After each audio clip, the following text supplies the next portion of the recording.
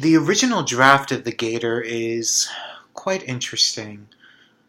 After I did a roundabout release of the prologue, which got kind of mixed but mostly positive, I don't think people were all that interested in the idea. I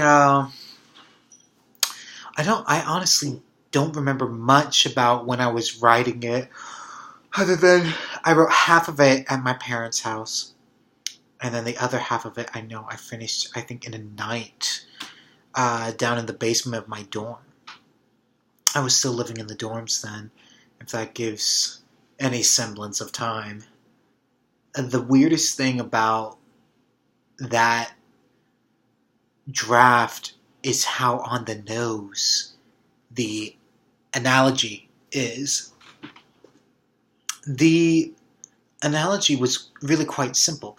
The alligator resembled sin, and that was about it. And man, did I nail it on the head with that one.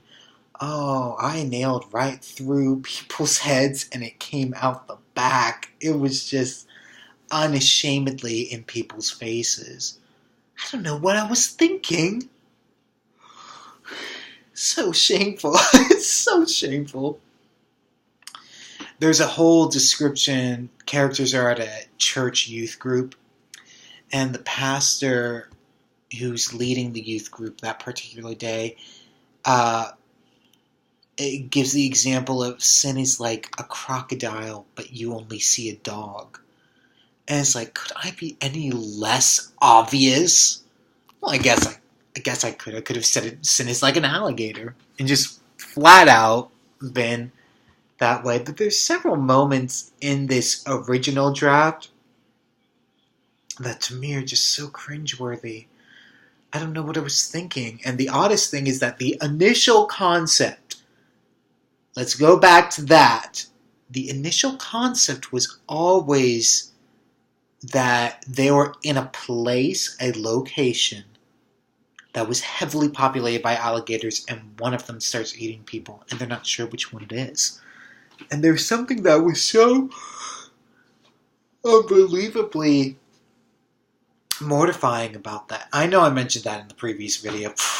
Whatever. But this video, I want to emphasize that really did not make it to that particular draft. And that draft took place 9 years later after the initial incident. Again, I don't know what I was thinking. I'm not sure. There are several beautiful moments in that original draft, though. The analogy isn't 100% on the nose in everything. It's really over the top in certain instances, and there's a flat out gospel presentation in that version. Again, I'm not sure. There are elements about this draft that it's like, no, most of this draft will not transfer over into the novel, which I'm starting to write tomorrow. Yay! So exciting! Hopefully. Yeah, most of that won't transfer over, but there are certain moments, like there's a couple of deaths, not all of the deaths in this version, but a couple of them that I actually really like. I think I can write them better. I think I can write them a lot better now than I could back then. But the ideas for some of these really horrific moments, I think I can totally latch on to them. They will be good. It will be good. And it just, I don't know. I think there was only really one person I knew. Well, no, I think there was two people. Two people I knew who responded to the full draft of this. Austin and Megan again. Now, if you've been following my crew story videos, which is now under the label The Droplet Story, Megan was the one who really responded to the Droplet Story, and she responded to the Gator as well, which I found really interesting. I promise that this version that's coming up will be better. It will be less obvious in its analogy. And I think I've learned a lot. When I have to describe this slightly, but there was this feeling of, ugh. There was just such a disappointment for me when I finished the original draft that it wasn't novel length. Because it was really the first time I thought I can do something of novel length. This idea is simple enough, but it's huge. The possibilities are endless of what I can do with this. And I dropped the ball. And I was really disappointed in myself, but I was too lazy. And also, I just don't think I was there at the time. I wasn't good enough at the time to get there. Now, thanks to Fallen Leaves and the Droplet sequel trilogy, 3 years of Fallen Leaves, the Droplet sequel trilogy, and a couple of other random side things here and there, I've gotten to be a lot better. A lot better. And I think I'm ready now. I think the timing is perfect. I'm in the midst of job hunting, searching, so I have some flex time. Not too much, but enough to give me this time to just be able to, when I'm not job hunting, really focus on the novel. And that's going to be really important. It's going to be really cool. And the model is going to be for 75 days over the next 15 weeks. 5 days a week I will update you guys, if anybody's watching, about the process and where I'm at mentally, whether I'm going crazy or whether I'm really excited about what I wrote that day or how difficult it was. Also about the development and whether I think, I'm going to need to go back and tweak this later. The goal now is just to get out a first draft. Just to get it done. That's it. And then send it to a very small circle of friends. And we'll see. Maybe, hopefully, this video series will catch on. And maybe some of you would be encouraged to go out and try to write something yourself.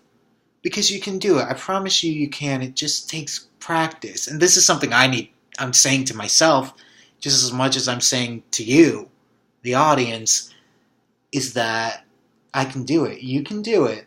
You just gotta sit down and just work hard through it. Plow through it. Plow through those walls, those barriers. And just work really hard. Just start. And usually it comes to you. It's difficult, and sometimes, like just today, the thing I wrote today to finish off the Droplet sequel trilogy, I had to go back and completely change the direction of a scene because it wasn't right anymore. And that took a little bit of time. It took a little bit of time, but I think it works so much better now that the way it was originally going wasn't there. And there was even a big surprise for me that I realized I had to go in that direction. And that's what I'm assuming the Gator is going to feel like. Just a lot of, it might not go where I think it's going. And you just got to go with the flow of where your characters lead you. And don't hinder them, just let them breathe. And if that happens, then maybe magic can happen. And you might be able to strike a chord. I've experienced that in a very, very small group of people, but I have seen when some stories click and others just don't. And unfortunately, the original draft of the Gator is the latter. It didn't really find an audience. I don't think the audience wanted it. But this novel version, I think, will be a lot better. And I'm going to give it my all, guys. I promise you that. I'm going to give it 100%. And just work through it and get that 75,000 words done before the end of the year. And I will step away from it proud. Very proudly at that point in time. But yeah, this video's gone on much longer than I intended it to. So yeah, I guess the basic thing is that the original draft I dropped the ball on. While it did find one or two people that really liked it and really clicked with it, most of the audience did not, unfortunately. And that's because I didn't give it my all. Or I think I did give it my all, just at the time I wasn't there. And I'm ready now. And I promise you guys that tomorrow, when I talk to you again, 1,000 words will be done. 1,000 will be done, and I'll only have 74,000 to go. Now, to warn you guys, I actually have started already on this way back when, maybe a month and a half ago, maybe 2 months ago by now, but I think I have about 250 words done at the moment, or 300, so I have less to write tomorrow, but essentially, I don't even have 1,000 words done right now, but I will tomorrow. Promise you that. So until tomorrow, guys, and hang in there with me because we're gonna do this, and it's gonna rock. It's gonna be sick. And always remember, the Gator. It's exactly what you think it is.